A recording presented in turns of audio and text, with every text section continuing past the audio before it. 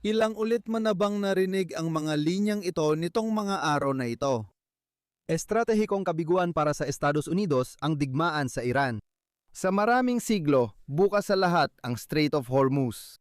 Namayani ang prinsipyo ng kalayaan sa paglalayag na tinitiyak na ang kalakalan ay malayang makakatawid sa strait ng walang aberya. Nang magsimula ang digmaan sa Iran, itinuro ng Estados Unidos sa kataas-taasang pinuno, pero siguro siya nga o baka hindi rin. Sa pagsisimula ng Estados Unidos ng bigmaan sa Iran, itinuro nito sa kung sino mang namumuno sa Iran na ang kipot ng Hormuz ay isang kasangkapan ng pamimilit. Sa simpleng pagbabanta na pasasabugin ang kahit anong tanker na dadaan, maaari ng epektibong isara ng Iran ang kipot. Tataas agad ang presyo ng langis. Posibleng magdulot na matagalang resesyon sa mga ekonomiya. Mapipilitan ang mundo na sumunod sa bawat banta ng Iran o karamihan sa mga banta upang hindi na ulitin ng Iran ang ganitong proseso. Lumabas na ang genie sa bote at di na maibabalik. Ngayon, hindi ko masasabing magandang ideya ang digmaan sa Iran. Kailangan ng eksaktong kaalaman sa dami ng mga kagamitang militar at infrastruktura ng produksyon ng Iran na nawasak ng Estados Unidos para masagot ang kanong na yan. Kakailangan ning malaman kung gaano kabilis muling maitatayo ng Iran ang mga pasilidad at kagamitang yon. Kakailangan ning malaman kung ang pagtaas ng determinasyon ng bagong leader, kahit sino siya, ay natatabunan ng pagkawasak na iyon. Kakailangan ning malaman kung anong porsyento ng mga reserbang supply ng US ang naubos noong digmaan. Kakailangan ning malaman kung gaano kabilis mapupunan muli ng US ang mga ito. Kakailangan ning alamin ang schedule ng paglusob ng Beijing sa Taiwan. Sa tingin ko, lahat tayo ay may kanya-kanyang opinyon tungkol sa bawat isa sa mga ito. Sa kasamaang palad, para makakuha ng mahusay na sagot sa mga ito, kailangan ng classified na impormasyon at kaalaman sa hinaharap. Kahit simulan mo lang himayin ang alinman sa mga ito, aabutin ka na ng 15 minuto. Iiwasan muna natin ang mga tanong ngayon at magtutuon sa mas simpleng tanong. Gaano kalaki ang nawala sa mundo nang malaman ng Iran ang lakas ng epekto ng pagsasara sa kipot ng Hormuz? At ang sagot ay halos wala. Oo, marami nang nasayang na salita sa pangangatwiran ng kabaliktaran nito, pero may dalawang pangunahing problema sa teoryang yon. Isa ay kamalian sa kaalaman, at isa pa ay ang pagsasama ng labang ito sa hinaharap na labanan kung saan sinusubukan ng Iran pilitin ang iba. Mahalagang maunawaan ang dalawang puntong ito para mas malinaw nating makita ang estratehikong larawan ng rehiyon. Diyan natin nilalaan ang ating oras ngayon. Simulan natin sa maling pag-iisip. Paulit-ulit nating nararanasan ang problemang ito sa iba't ibang paraan, kaya kailangan natin itong pangalanan. Tawagin natin itong kamalian ng baguhan. Nangyayari ang kamalian ng baguhan kapag may natutunan ang isang tao sa obserbasyon at iniisip na hindi ito alam ng mga eksperto kahit matagal na itong alam ng mga eksperto kahit hindi pa nila ito naobserbahan. Ang pinakahuling bersyon nito ay naranasan natin sa larangang nuklear. Naalala mo ba ang ideyang ipinakita sa nakaraang ilang taon ng digmaan na sandatang nuclear lang ang paraan para matayak ang kaligtasan ng bansa? Dahil dito, mas maraming bansa ang magmamadaling gumawa ng sandatang nuklear. Wala nang gagawa ng pagkakamali ng Ukraine o pagkakamali ng Iran muli. Alam ng mga nagtatrabaho sa pambansang seguridad, lalo na yung napapasya kung gagawa ng mga sandatang nukleyar, na ganito talaga ang sistema kaya malit lang ang epekto ng kamakailang pangyayari sa kanilang desisyon. Ang kakatuklas lang ng mga baguhan ay matagal lang naisama sa mga pasya ng mga eksperto. Pinili ng mga bansa na di gumawa ng sandatang nukleyar dahil mas mahal ang gastos kaysa sa posibleng kita.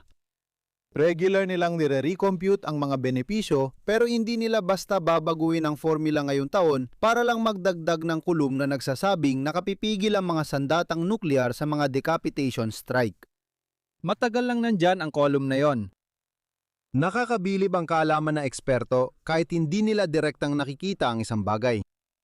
Hindi natin kailangang makita ang isang tao na binubuksan ang pressure suit habang nagsasagawa ng spacewalk sa madilim na bahagi ng buwan para malaman nating masama iyon na ideya. Hindi kailangan sirain ng Taiwan lahat ng semiconductor fabs nila para makita nating babagsak ang pandaigdigang ekonomiya. Hindi natin kailangang magpadala ng taong bibiyahe ng 2% ng bilis ng liwanag papuntang Tao CE para malaman na makakarating ang astronaut dun sa loob ng 4 na taon mula sa kanyang pananaw at 13 para sa atin sa Earth. Hindi na natin kailangang makita ang pagsasara ng Strait of Hormuz para malaman nating magdudulot ito ng kaguluhan sa mundo.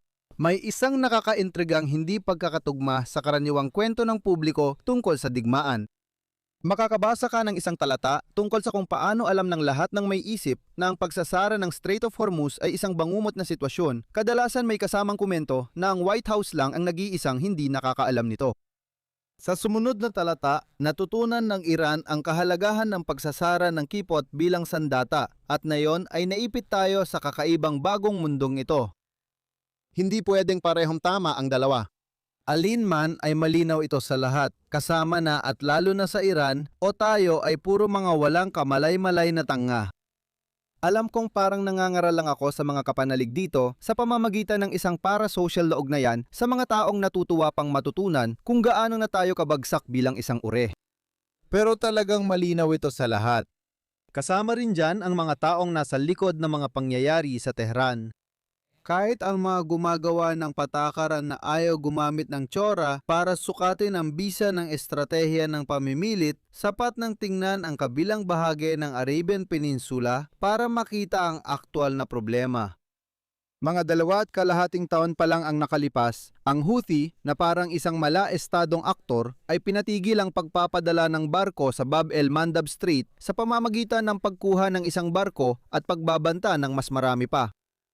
Hindi mo kailangan ng grupo ng mga PhD mula sa Pentagon para maintindihan na kung kaya ng militanteng grupong suportado ng Iran patigilin ang pagdaan ng mga barko, mas kaya rin ito ng Iran. May dahilan kung bakit tinatawag nating nuclear option ang pagsasara ng Hormuz. Wala sa atin ang dapat magulat na ang pagsasara ng kipot ay magdudulot ng malalaking epekto sa buong mundo. Sa madaling salita, palaging kayang isara ng Iran ang Hormuz. Walang tao sa Tehran ang agad nakaisip ng ganoong katalinong ideya noong Pebrero 28 at mula noon sinusubukan ng alamin paano ito ipatupad sa bagong sitwasyon. Imbes, basta kinuha ng mga tagaplano ng militar ng Iran ang lumang estratehiya at ilalagay ulit ito sa estante matapos ang digmaan. Estratehiya itong maaaring gamitin muli ng Iran balang araw, ngunit magiging kapaki-pakinabang lang sa ilang piling sitwasyon. Sa madaling salita, ipinapakita ng kabilang bahagi ng kwento ang bisa ng pagsasara ng Hormuz dahil sa reaksyon ng pandaigdigang publiko sa digmaan. Kung sabihin mong bukas tataas ng 25% ang presyo ng gasolina sa buong mundo, tiyak magagalit ang mga mamimili sa may sala nito. Bukod pa rito, malamang nasang-ayon din sila na magpatupad ng mga pamamaraang pamimilit para mapilitang umatras ang may kagagawan. Ngayon, itinuturo ng mundo ang Estados Unidos bilang may sala. At sa loob ng Estados Unidos, karamihan ng mga botante ay tinitingnan ng Administrasyong Trump bilang may kagagawan. Oo, malinaw na Iran ang siyang pumipigil sa mga tanker na makadaan sa kipot. Iran din ang tinutumbok ang infrastruktura ng langis ng kalapit na bansang Arabo. Malinaw sa mga individual na ito ang pagkakaiba ng US na nagsimula ng mga airstrike at ang mga sumunod na tugon. Maaring wala sa kanila ang may gusto sa Iran. Wala sa kanila ang gustong manatili si kataas-taas ang pinuno bilang leader ng Iran. Pero nakikita nila ito bilang isang tuwirang resulta ng mga aksyon ng US, kaya ang sisi sa politika ay napunta sa White House. Isipin natin na normal na ulit ang lahat at dumaraan na ang mga tanker sa strait ng walang aberya. Pero pagkatapos ay may ibang bansa na gumawa ng isang bagay na hindi gusto ng Iran. Maaring gumagawa ng hakbang ang Israel sa Lebanon. Maaring tinutugis ng Saudi Arabia ang mga Houthi. Ayon sa argumento, natutunan ng Iran na kaya nitong isara ang strait para makuha ang gusto nito, kaya gagawin nito ng Iran. Kung hindi nangyari ang Iran War, hindi matutuklasan ng Tehran ang opsyong ito at hindi ito ikokonsidera sa ganitong sitwasyon. Tinanong ko ito bilang tugon. Ano ang magiging tugon ng mundo sa aksyon ng Iran? Hindi kasali ang Iran sa orihinal na aksyon, pero ang kataas-taasang pinuno ay nakialam sa sitwasyon. Malaki ang pagkakaiba nito sa kasalukuyan, parang gabi at araw. Hindi ituturing ng internasyonal na komunidad ang Iran bilang target, kundi bilang tagapagpasimula. Kaugnay nito, halos wala ng pasensya ang internasyonal na komunidad para sa Iran. Nakita na natin ang prinsipyong ito sa totoong buhay. Sa digmaan ng Iran at Iraq, parehong inatake ng magkabilang panig ang mga oil tanker sa Gulpo. Ngunit hindi pa sinubukan ng Iran na isara ang kipot. Bagamat Iraq ang nagsimula ng digmaan sa pag-atake sa Iran, alam ng pamahalaan ng Iran na iisipin ng mundo na sila ang nagpasimula, kaya't susunod ang interbensyon laban sa Iran. Desperadong sinubukan ng Iraq na udyukin ng Iran na isara yon dahil tiyak na magiging kapahamakan yon para sa Iran. Isipin mo ngayon, ano ang mangyayari kung ang bansang malapit sa kanluran ay nagsimulang pasabugin ang mga oil refinery ng ibang bansa? Asahan mong matinding galit at presyon ang tugon para mapatigil ang bansang yon. Pero kung Ukranya ang gumagawa nito bilang tugon sa pananakop ng Rusya, pinapalampas lang ito ng mga tao. Sa totoo lang, may ilang bansa pa nga na maaring tumulong sa Ukranya sa pagsagawa ng mga pag-ataking yon. Maaring maganap ang ganitong pangyayari sa loob mismo ng Estados Unidos. Ang kasalukuyang digmaan ay labis na hindi popular dahil nagdudulot ito ng pinansyal na pasanin at karamihan sa mga botante ay hindi nakikita ang malinaw na benepisyo. Isa pa itong paraan ng pagsasabi na ayaw nila ng mahal na gasolina at sinisisi ang Pangulo. Isipin na lumipas ang 1 o 2 taon at may nangyaring ikinagalit ng kataas-taasang pinuno. Isinara niya ang kipot. Ano ang mangyayari pagkatapos? Ang sigaw ng publiko na nakita dati sa Estados Unidos ay ngayon ay nakatuon naman sa Iran. Sa totoo lang, malamang mas malalim pa ito dahil sa mas matagal ng galit laban sa Islamic Republic. Tanggal na ang posas. Nawala na ang kakaibang tensyong pampulitika sa pagitan ng pagpapakalma ng administrasyon ni Trump sa merkado at ng pagwasak nito sa Iran. Ang mga desisyong kakaiba ng Estados Unidos noong digmaan, gaya ng pagpayag sa langis ng Iran na dumaan sa strait, ay hindi na ginagawa ngayon. Ang Karg Island ay nagbago mula sa pagiging isang posibilidad tungo sa pagiging isang katiyakan. Ang pagsasara ng strait ay nagbago mula sa isang panig na pagpapakita ng kapangyarihan tungo sa tiyak na pagkawasak para sa magkabilang panig. Dahil dito, tama lang na ikumpara ang pagsasara ng strait sa isang nuclear option. Hindi naman talaga kapakipakinabang ang mga sandatang nuklear para sa mga opensibong banta na naglalayong pilitin ang mga kalaban na baguhin ang kanilang asal. Sa kabilang banda, mahusay ang mga sandatang nuklear para sa mga depensibong banta upang hadlangan ang mga kalaban na gumawa ng sobrang agresibong aksyon laban sa iyo. Hindi natin kailangang aktwal na makita ang paggamit ng sandatang nuklear para maintindihan yon. Alam na natin yon at ganun din sa Strait of Hormuz. Kung lalawakan natin ang pananaw, sa tingin ko, ang mismong mga tao nagsasabing natutuhan ng Iran ang kapangyarihan ng pagsasara ng strait ay nauunawaan ang pagkakaiba ng paggamit ng estratehiya bilang isang depensibong tugon kumpara sa paggamit nito bilang isang aktibong pamimilit. Kung ang karanasang ito ng pagkatuto ay talagang nangangahulugan na magpakailanman ay kayang biyagin ng Iran ang buong mundo, dapat ay sinusuportahan nila ang Estados Unidos sa pagsubok na pigilan ng Iran na gawin ito sa pamamagitan ng militar. Hindi nila ito ginagawa dahil White House ang lumikha ng krisis at inaasahan nilang mawawala ito pag umatras ang Estados Unidos. Medyo misteryo sa akin kung bakit patuloy nilang pinag-uusapan na natutuhan ng Iran ang kapangyarihang ito ay medyo palaisipang sosyologikal para sa akin. Siguro kasi tunog matalino para sa mga baguhang tagapakinig. Sa totoo, ito ang maling palagay ng baguhan. Kaya, ano ang mga natutunan natin para sa araw na ito?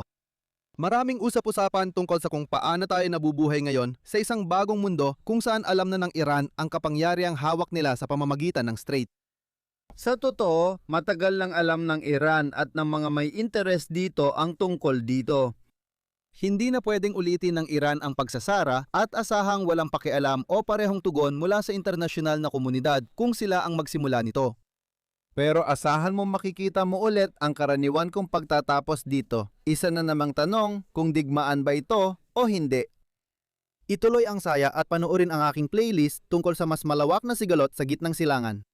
At kung nagustuhan mo ang video natin ngayon, paki-like, share at subscribe at magkita tayo muli sa susunod. Ingat ka lagi!